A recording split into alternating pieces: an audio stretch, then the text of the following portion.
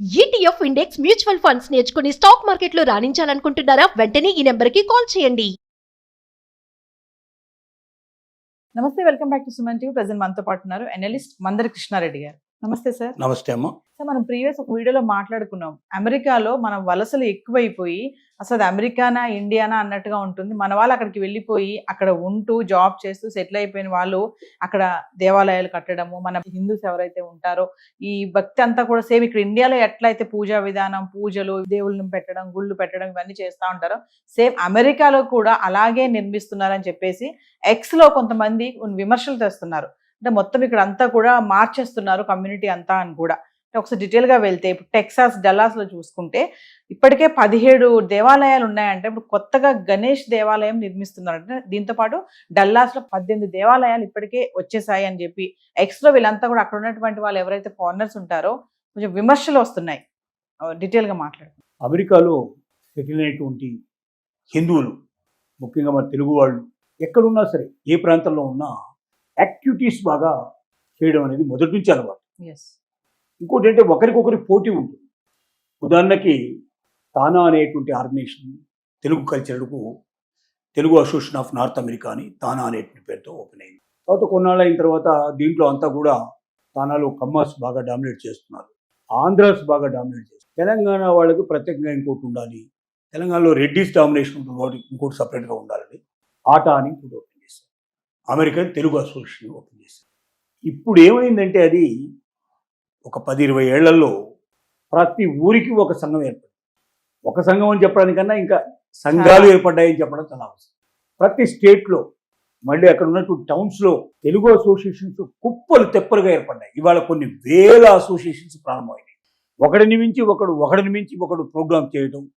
India నుంచి మొత్తం ముఖ్యంగా తెలుగు సినిమా యాక్టర్స్ని, అలాగే తెలుగు కల్చర్కి సంబంధించిన వ్యక్తుల్ని, ఇక్కడ గొప్పవాళ్ళు అనుకున్న వాళ్ళని, మేధావులు అనుకునే వాళ్ళని, రాజకీయ ప్రముఖుల్ని అందరినీ తరలించుకొని పోతారు. వాళ్ళే టికెట్ ఇచ్చి తీసుకుపోయేటువంటి కల్చర్ ఉంది. అమెరికా చూడాలనుకుంటున్న వాళ్ళు చాలామందికి ఇది ఒక అవకాశం, వీసా ఈజీగా దొరుకుతుంది కదా అని చెప్పి వెళ్ళేవాళ్ళు ఉన్నారు.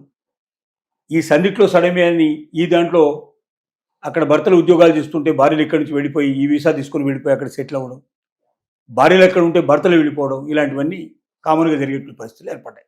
ఎందుకు కల్చరల్ అసోసియేషన్ గురించి చెప్పానంటే ఇదే రకమైనటువంటి పోటీ అన్నింటిలో ఉంది.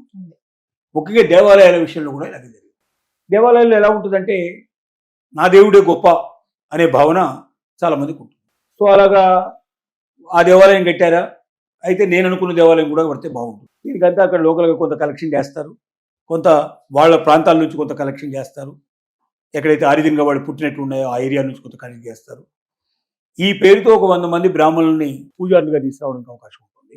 అంటే అక్కడ పనిచేసే వాళ్ళు 10-20 మంది అయినా సరే ఈ పేరుతో వచ్చేసి వాళ్ళు అక్కడ సెటిల్ అయ్యి బ్రాహ్మణికం చేయడం, పెళ్ళిళ్ళు, శుభకార్యాలు అట్లాంటివన్నీ చేయడానికి పనికొస్తారు. వాళ్ళు ఒక ఉద్యోగ కల్పన అయిపోతుంది. నా ప్రాంతం నుంచి ఒక 100 మంది తీస్తే మళ్ళీ నా బలం పెరుగుతుందని ఇట్లాగా పోటీలు పడి చేస్తూ ఉన్నారు. డల్లాస్ ముఖ్యంగా తీసుకుంటే 2 నుంచి 3 లక్షల మంది సుమారుగా ఇప్పుడు అక్కడ హిందూస్ అక్కడికి వెళ్ళి సెటిల్ అయి ఉన్నారు. అంటే డల్లాస్లో ఉండే మొత్తం జనాభాలో 3% హిందువులు ఉన్నారు. వీళ్ళు ఉన్నది 3%, కానీ 97% తెగమక చేసే ప్రయత్నం చేస్తాం. ఇప్పటికే 17 దేవాలయాలు కట్టారు. ఇప్పుడు 18వ దేవాలయం గురించి ఈ మధ్య వెబ్సైట్ రిలీజ్ చేశారు. దాంట్లో 18,000 చదరపు అడుగులు టోటల్గా కన్స్ట్రక్షన్ చేస్తున్నట్టుగా వినాయకుడి దేవాలయంగా దాన్ని అనౌన్స్మెంట్ చేసి, దీనికి ఆల్రెడీ కన్స్ట్రక్షన్ స్టార్ట్ అయిపోయింది, ఇది నిలబడుతున్నాం, ఇది అని చెప్పి అన్ని కూడా దానికి సంబంధించిన అడావుడు అంతా కూడా చూపించారు. ఇది నెటిజన్లకి విపరీతమైనటువంటి కోపాన్ని తెప్పించింది. అంటే లోకల్గా ఉన్నటువంటి ఎవరైతే ఉన్నారో 97% మిగతా వాళ్ళు ఉన్నారు, వాళ్ళంతా కూడా దాంట్లో మళ్ళీ వేరే దేవాలయాలు కట్టుకున్న వాళ్ళు, ఈ దేవాలయం మీద ఆసక్తి లేని వాళ్ళు, దీనికి వ్యతిరేకంగా హిందువులు కూడా కొంతమంది రకరకాల కామెంట్స్ ప్రారంభించారు. ఒక దేవాలయం కడతారు, 100 మందిని తీసుకొస్తారు, ఆ పేరుతోటి ఇక్కడ సెటిల్ చేస్తారు అని ఈ రకంగా కొంత విమర్శలు. తర్వాత దీపావళి, దసరా లాంటి పండుగలు ఇప్పటికే అక్కడ మారుమోగే పరిస్థితి ఏర్పడింది. మన వాళ్ళు ఇంట్లో చేసుకోరు కదా, ఏదంటే బయటకు వచ్చేసి ఊరేగింపులు, వ్యవహారాలు, మేళతాళాలు ఇవన్నీ ఉంటాయి. ఆశ్చర్యం ఏంటంటే ఇండియాలో ఏదైనా కావాలంటే మేళతాళాలు తొందర దొరకవు, కానీ అమెరికాలో తొందరగా దొరుకుతాయి. ఇట్లాంటి వ్యవస్థలన్నీ అక్కడ అన్ని సప్లై చేసేందుకు రెడీగా ఉండేటువంటి వ్యవస్థను తయారు చేస్తున్నారు. ఈ పద్ధతి లోపల వినాయకుడు విగ్రహం కట్టినట్టయితే వినాయక నిమజ్జనం ఎట్లా జరుగుతుందో ఇండియాలో తెలుసు. వేలాది మంది ఊరేగింపుగా వెళ్తారు. దానికి దాదాపు 9 రోజుల పాటు వరుసగా పూజలు పునస్కారాలు జరుగుతాయి. అంటే మళ్ళీ ఒక పెద్ద సమస్య, పెద్దగా గందరగోళం ఏర్పడుతుందనేది ఒక భయం. డల్లాస్కి పోయినసారి ఎలక్షన్స్ లోపల వచ్చిన వ్యక్తి ఎవరైతే ఉన్నారో, డల్లాస్ హెడ్ ఎవరైతే ఉన్నారో అతను ముస్లిం ప్రతినిధి ఈసారి ఎలక్ట్ అయ్యాడు. అసలే ముస్లింల గొడవ బాగా పెరిగిపోయింది. వాళ్ళు రంజాన్ జరుగుతోంది.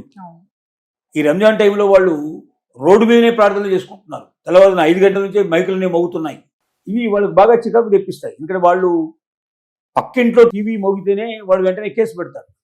పిల్లాడు ఏడిస్తే కేసు పెడతాడు. అలాంటి పరిస్థితుల్లో 5 గంటలకల్లా అలా అని కొన్ని వందల వేల మసీదుల్లోంచి ఒకేసారి వస్తే మనమైతే భరిస్తాం తప్పనిసరిగా, కానీ వాళ్ళు భరించరు. చాలా చికాకుగా ఫీల్ అవుతున్నారు. చాలా గందరగోళంగా ఉంది.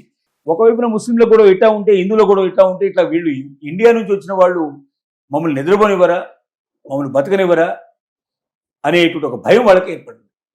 తద్వారా నెటిజన్లు విపరీతంగా దీనికి వ్యతిరేకంగా కామెంట్ పెడుతున్నారు.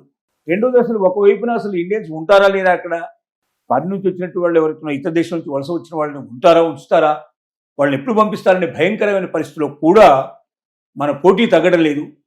హిందూ దేవాలయాలు పెంచే ప్రయత్నం చేస్తున్నారు. వాళ్ళకేం భయం అంటే, అసలు మా కల్చర్ అంతా నాశనం అయిపోతుంది, మా ట్రెడిషన్ అంతా నాశనం అయిపోతుంది, రేపు మొత్తం ఈ వలసదారుల యొక్క ట్రెడిషన్ కల్చర్ తోటి నిండిపోయి ఈ దేశంలో ఉండే వాళ్ళు కూడా దాంట్లో వాళ్ళకు వెళ్ళిపోతారు, మతాలు వేరు తీసుకొని వాళ్ళంతా కూడా ఇండియన్స్గా లేకపోతే వేరే దేశాలుగా మారిపోతే చివరికి మనకు సంబంధించినటువంటి వ్యక్తులు లేకుండా పోతారని వాళ్ళ భయం. అందుకోసం వాళ్ళు పూర్తిగా వ్యతిరేకిస్తున్నారు. వలసవాదుల్ని అమెరికా నుంచి పంపించాలనుకోవడానికి ఒక కారణం ఇది కూడా చెప్పుకోవచ్చు. అంటే ఇండియా నుంచి వచ్చిన వాళ్ళ యొక్క బల ప్రదర్శన, దేవాలయాల ప్రదర్శన, వాళ్ళకి సంబంధించినటువంటి మతానికి సంబంధించినటువంటి ప్రదర్శనలు, వివాహాలు అట్లాంటివన్నీ కూడా బాహాటంగా చేయడం, హడావుడి చేయడం, ఇవన్నీ కూడా వాళ్ళకు భయాన్ని కలిగిస్తున్నాయి. చివరికి మేమే మిగలకుండా మా అస్తిత్వం లేకుండా పోతున్న భయంతో వ్యతిరేకిస్తున్నారు.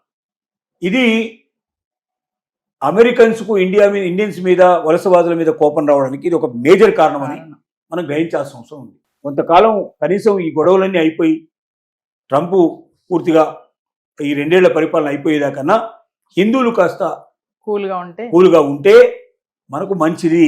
లేకపోతే దీనివల్ల ఏ ఉపద్రవం పడుతుందో తెలియని పరిస్థితి ఏర్పడుతుంది. Thank you.